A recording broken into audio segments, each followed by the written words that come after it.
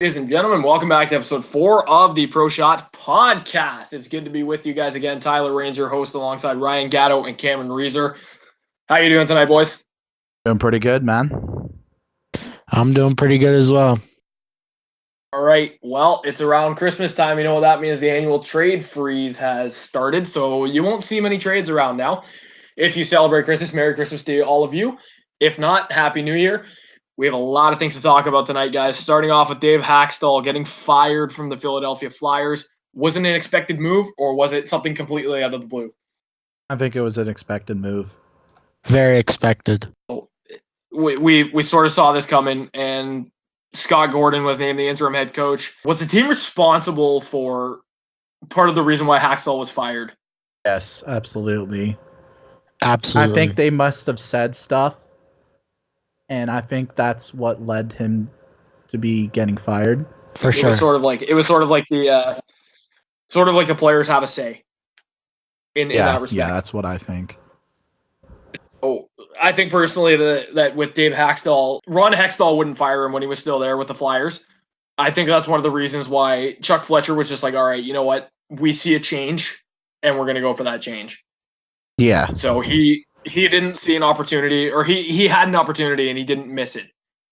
Yep. So there we go. Now, with the Flyers now with Scott Gordon as their head coach, do you think their season's gonna turn around a little bit and just potentially miss the playoffs by a little bit, or is it gonna go downhill and potentially it's gonna be a top 10 pick for them in the draft? Aaron, I'll let you take this. I think that it's going to be a very downhill spiral from here. I think they might just say, let's tank this year, get a nice pick, and then go all out next year. Yeah, I totally agree. Right, so sort of like a rebuild. Yeah, I think they should go full on, not full on rebuild, but they should get a couple more pieces to the puzzle, maybe more defense. I don't know. Maybe a couple of younger It's forwards. gonna be interesting to see. They have a big offseason ahead of them, but I don't think they're gonna make the playoffs. Indeed. And you know what? We'll see who they end up hiring as a full-time head coach, because I don't think that – you know what? It depends on how Scott Gordon does. I shouldn't say that yet, but it depends on how Scott Gordon does as their head coach. He might be their permanent head coach coming For up. sure. So, anyways, on to something else. So now, relating to the Philadelphia Flyers, Carter Hart playing his first game against the Detroit Red Wings and getting his first win.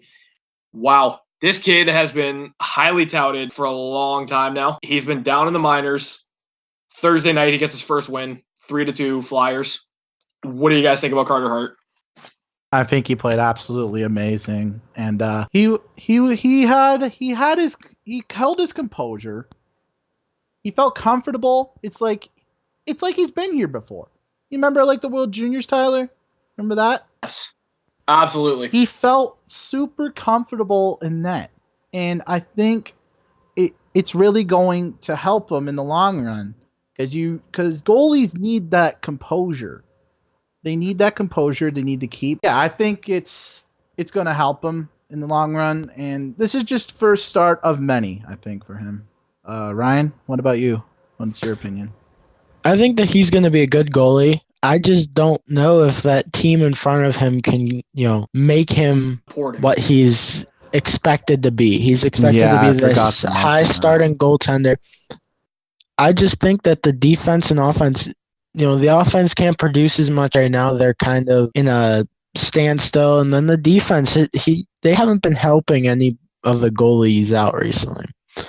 I think in a few years, whenever they finish their rebuild, and they have a better defense and their offense is producing more, he'll be probably one of the better goalies in the league. Yeah, I think they just sorry, Tyler. Yeah, go ahead, I think they just need more defense, honestly, and more forward depth. Like their bottom six is not that great, honestly. Compared to other teams, look at the Toronto Maple Leafs, Exactly. Look at the Tampa Bay Lightning, Exactly. all And got I think deep forwards.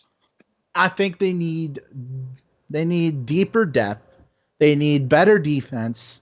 And that's what I think they should do. And in the future, they'll be a really, really big. I can agree with you guys here. I think that Philadelphia just needs to retool a little bit, add some younger depth forwards onto the team, and add some more defense. And I wouldn't say they're complete playoff contenders, but they're definitely up there. So I guess we'll have to wait and see. So on the topic of Carter Hart, so let's bring up his stats here. So throughout the years, he's been a little bit shaky towards the beginning of the season, but there's been some instances where he's come up clutch in a lot of situations. Look at like Cameron said in the World Juniors, he definitely had a ton. He stole some games for Canada. Let's just say that, to say the least. His career season that he had with Everett was 41 games played, 1.60 goals against, and a .947 save percentage. And that was last year in the WHL. This year with Lehigh Valley, 17 games played, .305 goals against, and a .901 save percentage. Or 3.05 goals against, sorry. Bottom line is, you got to give him a little bit of time to mature, but he's going to be an impact. It's not a question of if, it's a matter of when. Yeah. Right? Now, speaking of goaltenders, let's move on to Corey Crawford a little bit here. So, devastating news from the Blackhawks as Corey Crawford goes down with a concussion that was sustained after Dylan Strome collided with him. Evander Kane pushed Dylan Strome into Corey Crawford, and he was out for the rest of the game. Not only did Crawford leave the game and did not return, but San Jose beat them 7-2 that night. This is one of many concussions that Crawford's had. This does not signal a good sign for the Blackhawks, boys.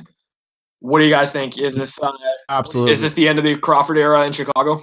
I think it is the end of the Crawford era, Tyler, and I just think it's the end of the Crawford era at this point.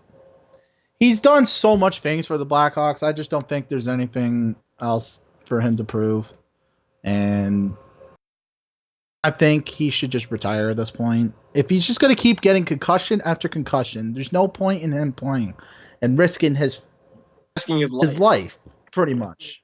Risking his life. I mean, people play this game. They love to play the game. They're dedicated. I get it. But your life is pretty much on the line here. And I think he should just go. I'm sorry, Blackhawks fans, but I think he should just go. I think it's time to move on. Good of his health. You guys, I think it's time to move on for him. What about you, Ryan? I think if I was him, I'd just shut it down now. There's no point in going back and having this happen again. And, at that point, he could get diagnosed with CTE if he gets hit one more time in the head. And then that impacts his life until he dies. There's been some NHL players that have got CTE and then, committed suicide within years because it's just too hard to live with. Mental health is a very important thing, and especially in a game of hockey, especially in a collision sport like hockey. You've got to have a good mental health in order to keep playing the game. So that's difficult for a lot of players to maintain after that. So you know what? Concussions, one of the worst injuries you can get in sports. It's not just hockey, it's football, it's baseball, it's soccer, it's every sport. Every contact sport you can get hurt. Yeah. So speaking of concussions, let's move into the Troy Stecher concussion a little bit. So wow, Danik Martel, that hit was something. Such a dirty hit. That was a complete blindsided hit. I think, you know what? Looking back at it, I'm surprised there was no suspension for that. Because that was a little bit of I'm very surprised. Not even a little bit. That was complete crap. There should have been some sort of disciplinary action taken, but he probably should have got at least 10 games for that. That was ridiculous. I wouldn't say 10 games. I would say at least minimum not 2. Maybe 10 games. Minimum 2 games.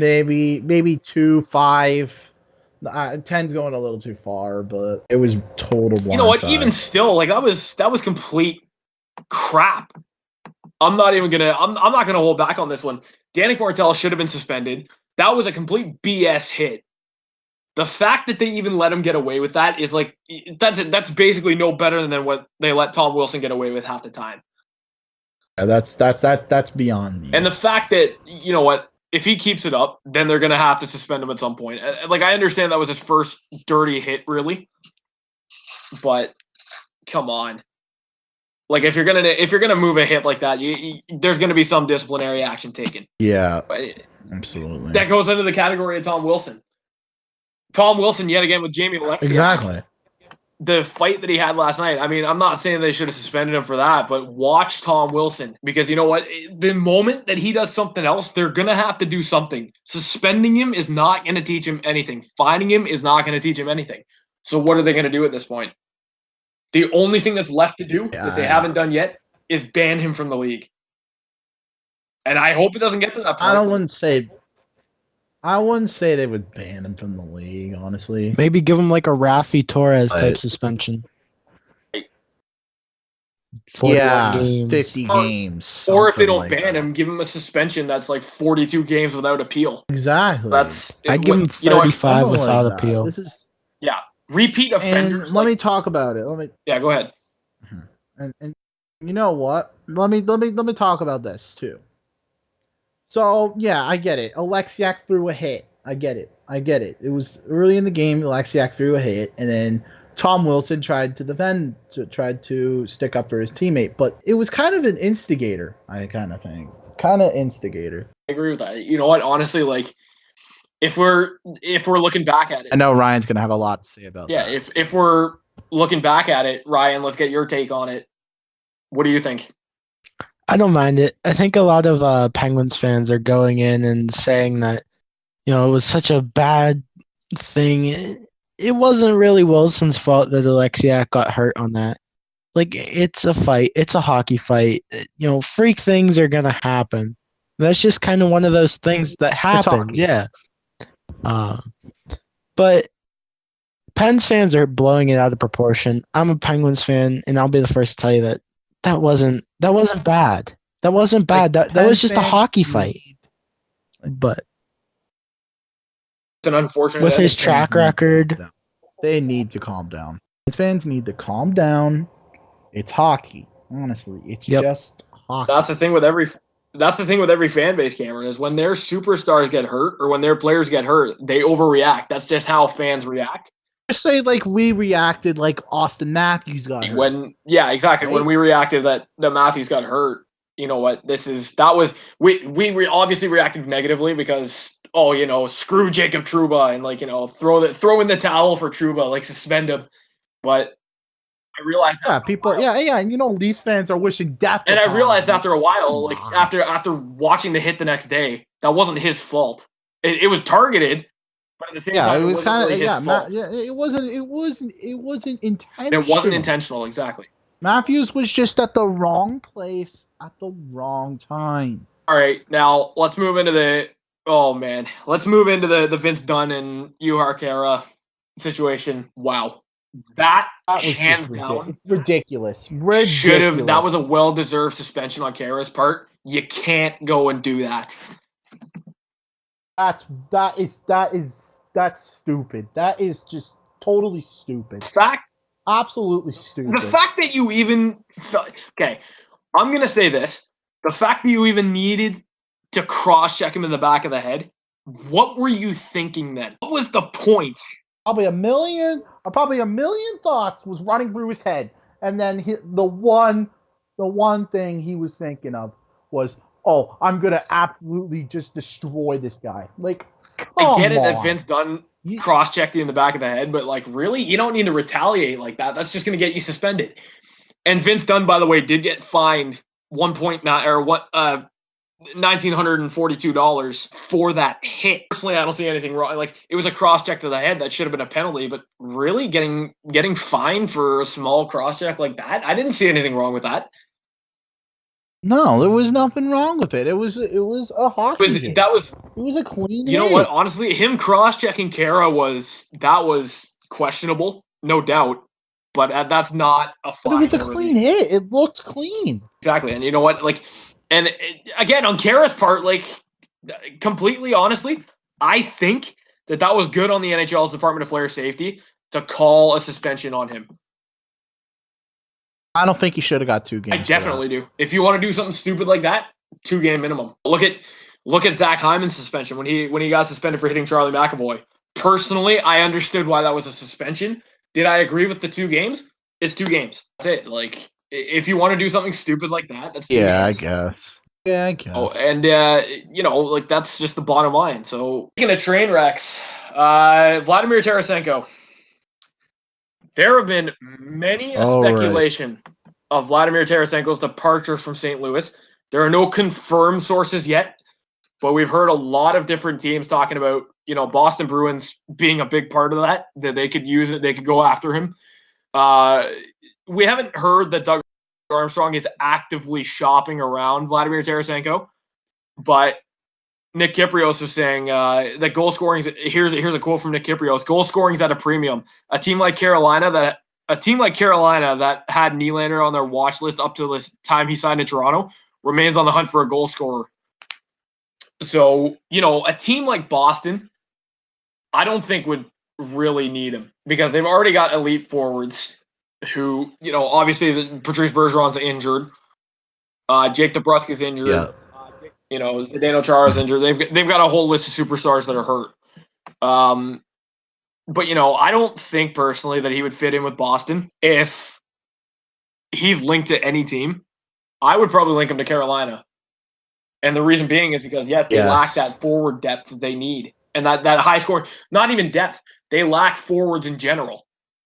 Because since Jeff Skinner was traded, they've been needing. If I'm Pittsburgh and if I'm looking to trade Castle, I'm going right to St. Louis and offering Castle for Senko. Maybe even tossing a pick or so in there. But, I mean, you got to do what you got to do. At this point, I think Castle's not working with that many players right now. I think he's getting kind of used to playing with Malkin again. Because, I mean, he was put with Brassard and Sheahan in the playoffs last year. And then he's played with Brassard this year as well. I think he's just trying to get back to his old ways of scoring. Maybe a change in scenery would be needed for that, but how are you going to know?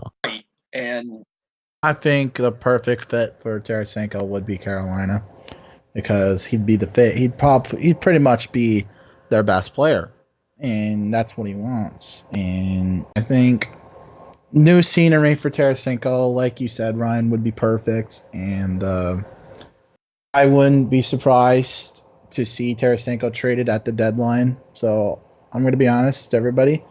Don't be surprised to see Tarasenko on a new team.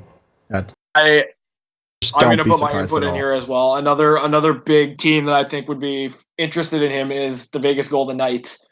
And now the reason why I said that is because, when they traded Thomas Tatar to Montreal, they thought that they were getting Max Pacioretty, an elite goal scorer. He's been a healthy scratch. So they also need forwards as well.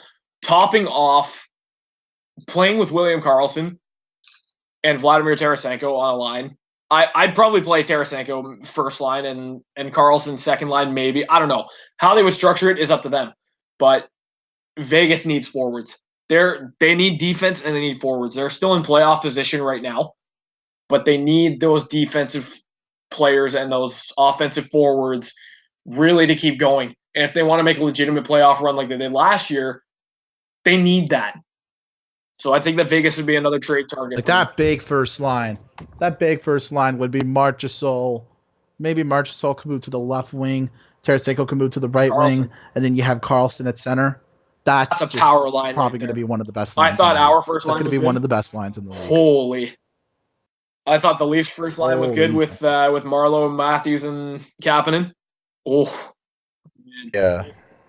And, and all the speculation, maybe it happens, maybe it doesn't. They could wait up until the draft, which reminds me, Ryan actually brought up something a little bit earlier, a couple of days ago, when there was a time when Evgeny Malkin was almost traded to the Los Angeles Kings back in the 2008 season. So, Ryan, what did you find on that? That was sort of similar to the situation. The return that the Penguins wanted for Malkin in that trade was they wanted that second overall pick in that draft, and they wanted Mike Camilleri. They were trying to trade Malkin because there was no guarantee that he was going to play in the league next year because there was reports of him going back to Russia to play in the KHL. My Bleacher Report as well. So, you know what? There's not really like there's a guarantee. St. Louis is obviously Tarasenko's going to play. But, with the instance of if a team needs to get better, sort of like Pittsburgh, they wanted to get better back then as well because they, that was the year that they lost to Detroit in the Stanley Cup final. And they wanted to go back and make another cup run. So trading whatever pieces necessary would have been a solution at that point to retool your team and get a little bit better. Now, what I'm saying on St. Louis's part that was, sort of related to Malkin at that point was, from one Russian to another, do you want to go back in and start playing for St. Louis where you're going to lose, or do you allow them to trade you to another team where you can actually, where you can thrive, where you can have a chance of winning the Stanley Cup? Yeah. And, I think that personally, if they're going to trade Tarasenko, do it now because, I think they should. St. Louis, because he is producing points, but he's not, a 60-point scorer like he was in previous seasons. No. And that really just... If he's on a team like Carolina or something like that, they're just going to keep passing the puck, and he's going to get that mojo back to be a 60-point. Look at Carolina's lines with Tarasenko. If the Hurricanes got him, first line would be Sebastian Aho. That would be Aho, Sebastian and Vladimir Tarasenko. And Vladimir Tarasenko. That's pretty good. That's a good line in terms of scoring and passing. And Sebastian Aho is a pretty good passer. He's a great player overall, but he's a good passer. So he would set up Tarasenko, and they would click instantly. Yes. So moving on to, my favorite part of the podcast right now. So, ladies and gentlemen, the World Juniors are coming up on Boxing Day. As we stressed last episode, Cameron, Canada won last night against Switzerland in a preliminary game. Well, yes, 5-3. Hell of a game from Jack Studnicka and Owen Tippett. If this is a preview of what we're going to see. And don't forget, a hell of a game for Maxime Comtois, the only returning player for Team Canada. 2 goals, 2 assists, an amazing player. That first line absolutely clicked. Cody Glass on the center. You've got Maxime Comtois and Owen Tippett on the wing. That is going to be an absolutely lethal. After the great game that they had last night, I'm excited to see what they're going to do come Boxing Day when their opening game is. When they're playing against the Czech Republic, that one's going to be an interesting game. 1:00 Eastern time at Rogers Arena, Vancouver. Yeah. So, Cameron, link into the juniors. Let's do. Let's just talk a little bit about your future lines here. So you have the top 5 teams from the National Hockey League with the best futures and worst futures. Take her away. All right. Hello, guys. All right. So here we go. My top 5 futures. Now this is how it's gonna go. My top 5 future lines. I have all 31 NHL teams. I do not have Seattle, so don't go off on me saying, "Oh, why didn't you get Seattle in there?" Well, because I don't know what their lines are gonna be like. So I don't know. So let's go in here.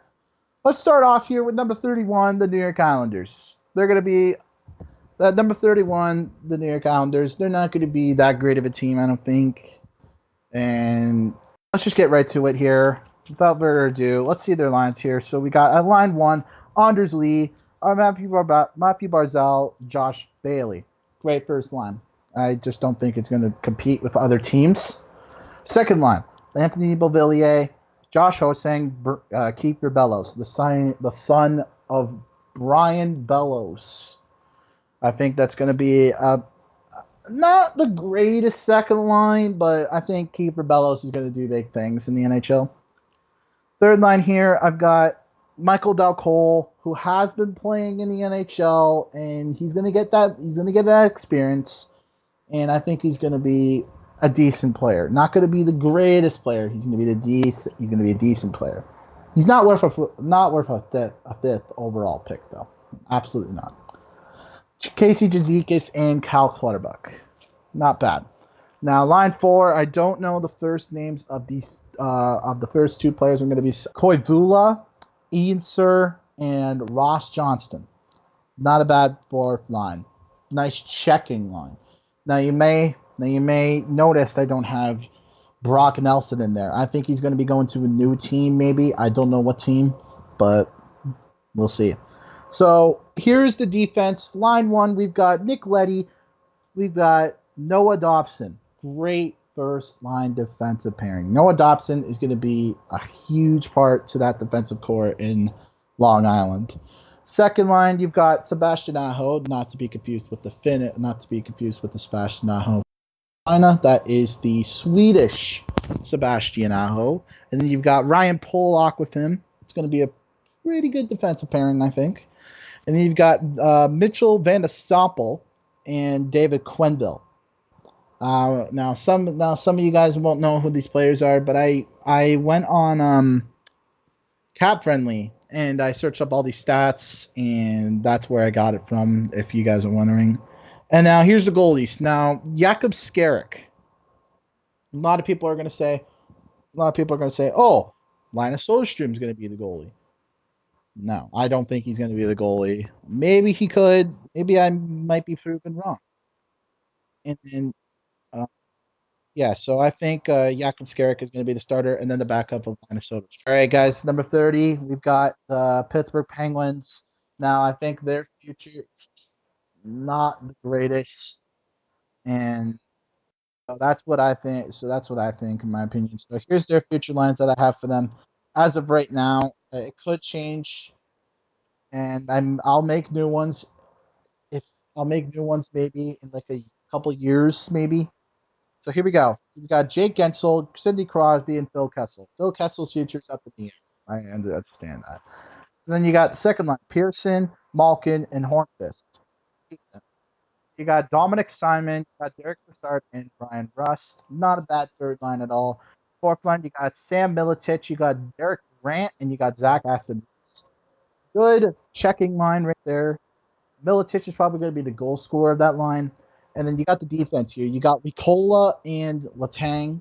You got Mata and Jack Johnson. You got Dumoulin and Alexiak.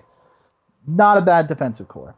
Now, starter Matt Murray, and then the backup of Tristan Jarry. But Casey DeSmith, though, has been playing pretty well as well. Now, I put DeSmith there in question marks. So, I don't know. Maybe he might fit there. Who knows? Number 29, you got the Chicago Blackhawks.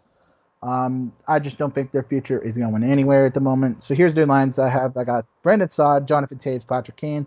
Second line, we've got Brendan Perlini, Dylan Strome, Alex DeBrincat. Probably going to be one of the best second lines in the league. Got the third line of Dominic Calhoun, Artem Anisimov, and I think his name is David Camp. I'm not sure. Maybe wrong. Fourth line, you got Forden, Martinson, Hayden. Not a bad fourth line.